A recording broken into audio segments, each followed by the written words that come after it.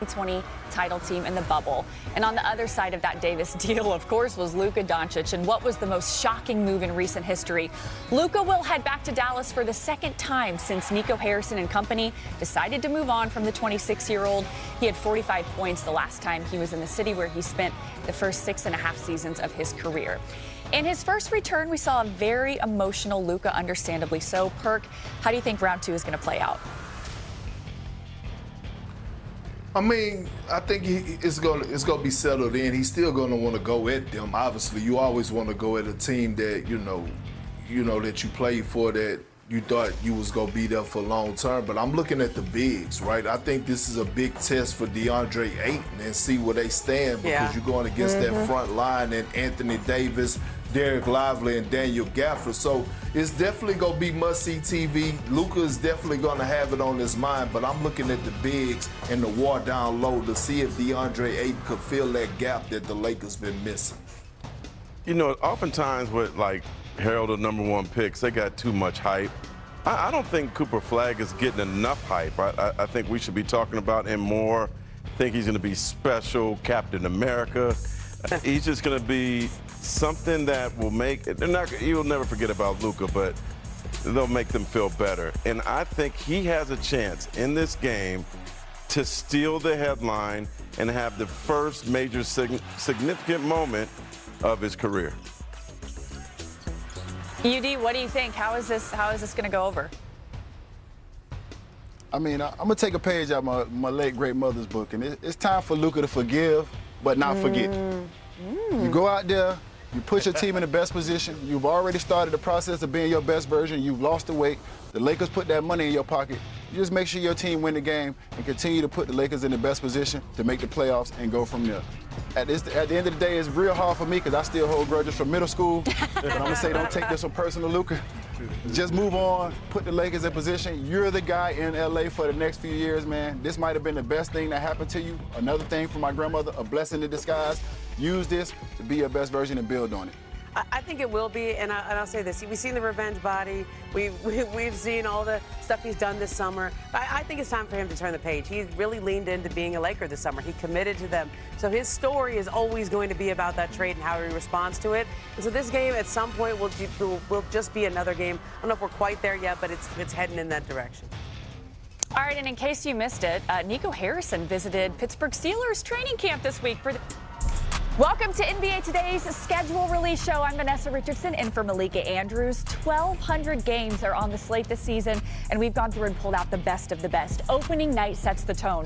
Kevin Durant returns to Oklahoma City, of course, back where it all began, as SGA and the Thunder raised their banner on ring night against the Rockets. Then the stage shifts to LA, where Steph Curry and Jimmy Butler lead the Warriors into a primetime battle with LeBron, Luka, and the Lakers. And that's just the beginning. For the 24th straight season, ESPN and ABC bring the NBA to center stage with some of the most electric matchups of the year. Circle January 24th right now. ABC's got a triple header worthy of the spotlight. Joel Embiid invades the Garden to face Jalen Brunson and the Knicks. Then it's a Western Semis rematch. Steph Curry versus Anthony Edwards. And, of course, the nightcap. We're going to have Anthony Davis back in LA. How about that, where he spent 6 years? That's a good one. Jump to February 21st. The Rockets' revamped roster heads into the Garden, where Kevin Durant has been at his best throughout his career, averaging 31 points per game in the Mecca. The very next day, another ABC showcase. Donovan Mitchell and the Cavs meet SGA and the reigning champs. And Nikola Jokic takes the Nuggets to the Bay for a heavyweight clash with the Warriors. Oh, March 1st, this is going to be a good one. Wemby under the Garden lights. Remember, he dropped 42 there on Christmas. 2 weeks later, a Western Conference Finals rematch. Anthony Edwards and the Wolves return to OKC to battle the Thunder once again. Got it? Good. 237 games will be on national television this season, but one of the biggest questions every year, who's got the most? Lucky for you, we counted. We have the list here of all the top 10 teams with the most national TV games. The Thunder, Lakers, Warriors, and Knicks all lead the way with 34. Following them are the Houston Rockets and Nuggets with 28 apiece. And below them are the Celtics, Cavs, and Mavericks. So many games to get through. But luckily, We've got you covered, and who better to break it all down than senior writer Ramona Shelburne. We've got Hall of Famer Mark Spears and a pair of NBA champions in Udonis Haslem and Kendrick Perkins. So we're going to dive right in because we got a lot to talk about. 34 national television games for the Lakers, Warriors, Thunder, and Knicks. But Perk, which team is the must-watch team of the entire 2025-2026 season? You smell that? You smell that? I can smell it because I'm down here. Damn it, the Trill Burgers are cooking. They got an easy money burger. That's that Trill Burger right now. The Houston Rockets, who made the most powerful move this offseason by getting Kevin Durant. You already have Baby Jokic and Afro Şengün down there putting up that work, what he does in the paint.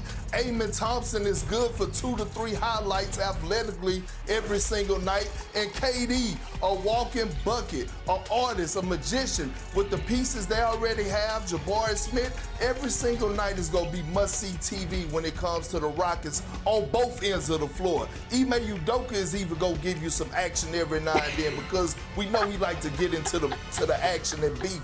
The Houston Rockets are going to be the most watched team this upcoming season, in my opinion. Man, I'm gonna be honest with you, Big Perk. As much as I want to go against y'all Texas boys, I gotta agree with you 1,000%. Great Pat Riley told me. Yeah, 1,000%, bro. The great Pat Riley told me no rebounds, no rings. This team was the top rebounding team in the league last year. He also told me defense don't guarantee anything, but without it, you don't have a chance. This team defended at a high rate. They got the defense, they got the rebounding, they got the coaching. The only thing they needed was a go-to guy down the stretch. So damn it, you go get the best go-to guy down the stretch that you can get in the game today. So now you fill that gap. I'm interested to see what this team does. You go get Dorian Finney-Smith. You keep your core together with Jabari Smith. You extend him. You got Lamar Thompson coming back. You go get 3 centers. You got Şengün who can go get that work down there in the post. You got Capella who can go get those lobs. And you got Adams who beat the hell out of people on the boards. They addressed all weaknesses this offseason. I'm looking forward to watching them boys play too. I'm with you on that, Perk. I don't know if I'm just nostalgic or because Steph's coming towards the last couple years of his career, but guys, to me, it's the Warriors. Do you remember how good they were when Jimmy Butler was traded when Jimmy Butler came over and traded? They're 23-7 after Jimmy Butler came over in that trade for the Miami Heat. Now, Steph got hurt in the playoffs, and they obviously didn't go as far as they wanted to go. But I want to see the Warriors back in action with Jimmy Butler with a full training camp. They were so good with him on that roster before Steph hurt that hamstring. And I know the Kuminga situation has dragged on all summer. It's gotten kind of ugly, but I expect him to be back on the team. And even if he isn't, Steph and Jimmy together have been great. And so I want to see how they come right out of the gates because the last few years they haven't started fast, but this year they have the potential to build up a nice lead in that West. Who are the champions, my friend? That would be the Oklahoma City Thunder. The last time, you just talked about the Warriors, the last time there was a repeat NBA champion was back in 2018, the Golden State Warriors. It has not happened since. Do these Oklahoma City Thunders have it in them to repeat? Everything changes for them. This is a team that didn't have great expectations. Now they got a championship. Now everybody comes in with a ring. They are known for their humility, but does that change? I remember in 2010, 9-10 season after the Lakers won, I right? remember. I mean, everybody knew Kobe had a PR person and Powell did, but all of a sudden DJ Banger and Meta World Peace had a PR person after they won. Yeah. Is that going to be like that for the Thunder? You know, their guys got paid. There's 3 stars or trio. They got up to potentially $800+ million. Do they change? Do they have the same humility? Do they have the same fight? Do they have the same kumbaya afterwards, after games, putting their arms around each other? I have to see it. And if there are cracks early, then this protective egg is going to have cracks that people are going to pay attention to. They are must-watch. Very interesting. And you know I'm not going to argue with what UD and Perk said about the Houston Rockets. I am surprised no one said the Lakers because only LeBron knows whether or not year 23 is his final year. Let's run through some of his key matchups. LeBron versus Steph will see 4 more chapters added this season. The first meeting coming opening night, of course, October 21st. The two will also meet on February 7th, the 3-year anniversary of LeBron James coming to all-time lead.